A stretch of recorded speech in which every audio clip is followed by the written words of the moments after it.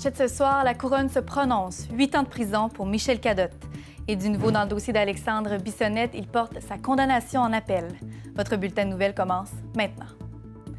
Bonsoir, mesdames et messieurs. Ici Camille Boudreau et voici vos nouvelles. C'est aujourd'hui au Palais de justice de Montréal qu'avaient lieu les représentations sur la peine de Michel Cadotte, reconnu coupable de l'homicide involontaire de sa conjointe atteinte d'Alzheimer. Tandis que la défense demande 6 à 12 mois d'emprisonnement, la couronne, elle, réclame 8 ans, moins la détention préventive. L'audience a débuté avec les témoignages de 6 membres de la famille et proches de Jocelyne Lizotte, la victime, notamment ses fils et son frère. Ils se disent tous très déchirés par cette histoire. Et du côté de la juge Hélène Di Salvo, elle dit vouloir se laisser du temps pour y réfléchir, car c'est l'une des décisions les plus difficiles qu'elle ait eu à rendre. Son jugement sera rendu le 28 mai prochain. Du côté de Québec maintenant, l'auteur de la fusillade de la Grande Mosquée de Québec, Alexandre Bissonnette, a décidé de porter en appel sa peine de prison. On le rappelle, le 8 février dernier, le juge François Huot l'avait condamné à la prison à perpétuité sans possibilité de libération conditionnelle avant 40 ans. Une nouvelle qui avait fait réagir puisqu'il s'agit de la peine la plus lourde jamais imposée au Québec. Les avocats d'Alexandre Bissonnette estiment que cette peine est illégale, manifestement déraisonnable.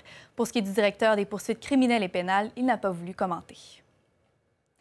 Retournons ici à Montréal. Une alerte à la bombe en après-midi a forcé l'évacuation du centre commercial Rockland. On en parle avec Charles Brière-Garneau. Charles, un suspect est déjà dans la mire des autorités. C'est les enregistrements des caméras de sécurité qui ont permis de révéler que c'est un homme caucasien âgé entre 25 et 35 ans, mesurant 5 pieds 7 pouces et pesant 140 livres, qui porte des lunettes et un manteau foncé, qui a déposé un colis suspect, une valise dans ce cas-ci, dans le centre commercial aujourd'hui. Avant de quitter, si vous avez des informations qui peuvent mener à son identification, contactez le 911. Charles, c'est un appel menaçant qui a alerté la sécurité de l'établissement. Oui, vers 13h30, un individu a contacté le service de sécurité du centre Rockland par téléphone pour leur indiquer qu'une bombe se situait à l'intérieur de l'établissement. On a pris cet avertissement-là extrêmement au sérieux du côté de la sécurité, si bien qu'on a été en mesure de localiser la valise dans les minutes qui ont suivi. On a alors pris la décision de contacter le 911. À l'arrivée des policiers, on a évacué l'ensemble de l'établissement.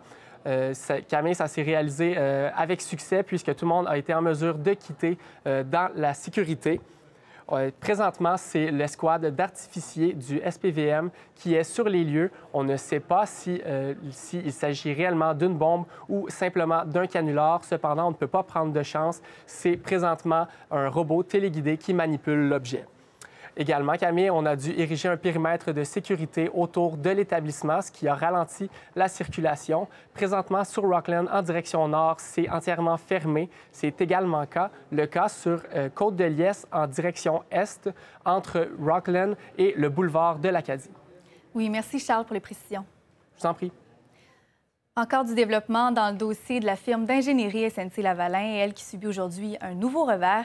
Après s'être vue refuser un accord de poursuite suspendu par la directrice des poursuites pénales en octobre dernier, voilà que la Cour fédérale refuse maintenant la demande de révision judiciaire. La juge Catherine Kane a admis que la demande de contrôle judiciaire de la firme n'avait pas de chance raisonnable de succès. Le nouveau procureur général David Lametti représente l'ultime chance pour SNC-Lavalin pour obtenir un accord de réparation. La firme dispose de 30 jours pour porter en appel la décision de la Cour fédérale.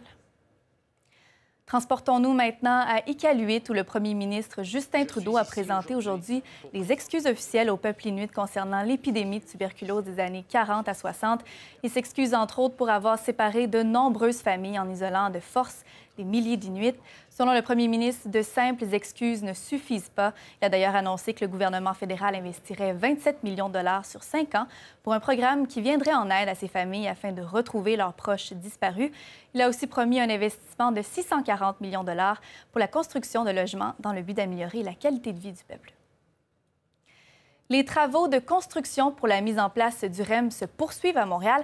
Et William Vachon, malgré les progrès réalisés après le dynamitage, les citoyens sont toujours inquiets d'être perturbés dans leur quotidien. Oui, Camille, des inquiétudes qui viennent, oui, du bruit relié à ces chantiers qui sont éparpillés un peu partout à Montréal, mais surtout à l'implantation des nouvelles stations de métro qui verront le jour au courant des prochains mois, puisque les gens s'inquiètent à savoir, oui, ça va engendrer du déplacement, ça va engendrer du bruit, mais est-ce vraiment la bonne façon de faire? Et à ce niveau-là, Jean-Vincent Lacroix, qui est directeur de relations médias à la CDPQ Infra, nous confirme que la population n'a pas à s'inquiéter. On l'écoute.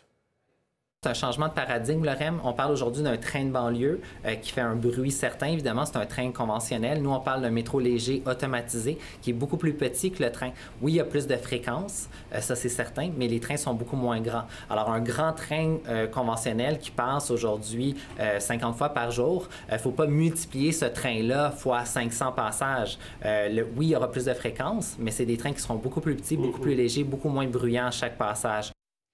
Et William, les travaux risquent de nuire au déplacement de plusieurs personnes l'année prochaine. C'est l'autre source d'inquiétude qui règne présentement, puisqu'on doit réaménager, on doit transformer les trains de banlieue qui sont utilisés présentement. Donc, lorsqu'on pense aux gens qui doivent se diriger vers le centre-ville et qui quittent en venant de Montagne ou de Mascouche, eh bien, il y a de nombreuses stations qui devront fermer. Et ça, c'est au courant des prochains mois, voire la prochaine année, ce qui fait en sorte que les déplacements, oui, vont être dérangés à ce moment-là. Mais toujours selon M. Lacroix, il y a un accroissement des offres de services de transport qui seront déployés à ce moment-là. Donc, on peut penser à des navettes ferroviaires, une augmentation du nombre de bus sur la route, avec évidemment des voies réservées pour les autobus. Donc, autant le STM que le RTM, qu'on appelle maintenant EXO, seront en mesure de pallier avec cette chose pour offrir un meilleur service aux gens qui seront limités dans leur déplacement au moment où le projet sera terminé. Merci, William. Vous allez suivre le dossier pour nous. Oui, je vous en prie. C'est aujourd'hui le 8 mars, la Journée internationale des femmes, et c'est en 1977 que l'ONU a choisi cette date. 6 ans plus tôt, une femme chantait déjà le début d'un temps nouveau où les femmes pourraient vivre librement. À l'occasion de cette journée, les 11 chanteuses québécoises ont décidé de rendre hommage à cette grande interprète Renée Claude, qui est atteinte d'Alzheimer depuis 6 ans, en interprétant le succès « Tu trouveras la paix », écrite par Stéphane Venn. C'est une initiative du producteur Nicolas Lemieux et qui regroupe entre autres la chanteuse Céline Dion et Ginette Renault et Isabelle Boulay. La chanson sera disponible sur toutes les plateformes de téléchargement. Tous les profits amassés seront versés directement au Fonds de la recherche sur la maladie d'Alzheimer du Centre hospitalier universitaire de Montréal. D'importants records peuvent être établis ce soir dans le monde du hockey. Gabriel Pariazatouri, ça commence avec le gardien de but du Canadien, Carey Price. Le gardien du tricolore voudra marquer l'histoire alors qu'il tentera de signer une 315e victoire en carrière et du même coup dépasser Jacques Plante pour le plus grand nombre de gains dans l'histoire du Canadien. Le bleu-blanc-rouge qui conclut son voyage en Californie avec un arrêt à Anaheim pour y affronter les Ducks. C'est un deuxième match en 2 soirs pour la formation de Claude Julien. Aucune confirmation jusqu'à présent pour ce qui est des possibles changements dans la formation. Carey Price, lui, qui connaît passablement d'ennuis face à Anaheim depuis le début de sa carrière, il n'a jamais gagné en 5 parties à Anaheim. Donc, Jesperi Kotkaniemi, lui qui a raté les 2 derniers matchs, pourrait réintégrer la formation, lui qui est au 6e rang des marqueurs chez les recrues cette saison. Et le match, c'est un match à ne pas manquer finalement pour le Canadien, alors que les Ducks figurent à l'avant-dernier rang au classement dans l'Ouest. Et toujours au hockey, c'est au tour des Huskies de Rouyn-Noranda de tenter d'établir un nouveau record dans le hockey junior canadien. La formation de l'Abitibi tentera de signer une 26e victoire consécutive et battre un record vieux de 45 ans dans la LHJMQ. C'est un record qui a été inscrit par les Éperviers de Sorel en 1973-1974. La meilleure équipe au Canada n'a pas perdu Camille depuis le 31 décembre dernier. Et durant cette séquence de 25 victoires consécutives, on a marqué un impressionnant total de 138 buts et on n'en a concédé seulement que 46. Et pour y arriver, pour battre ce record, on aura la lourde tâche de battre la 2e meilleure équipe de la LHJMQ, les Voltigeurs de Drummondville. Et finalement, Gabriel, en cette journée internationale des femmes, les joueuses de l'équipe nationale américaine de soccer poursuivent leur propre fédération.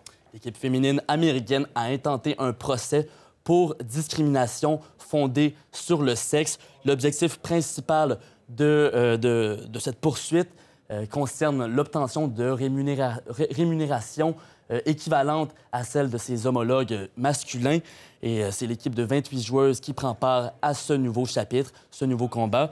Et l'histoire arrive seulement 3 mois avant la prochaine Coupe du monde qui aura lieu en France, alors que les Américaines, oui, tenteront de défendre leur titre. Merci, Gabriel. Je vous en prie.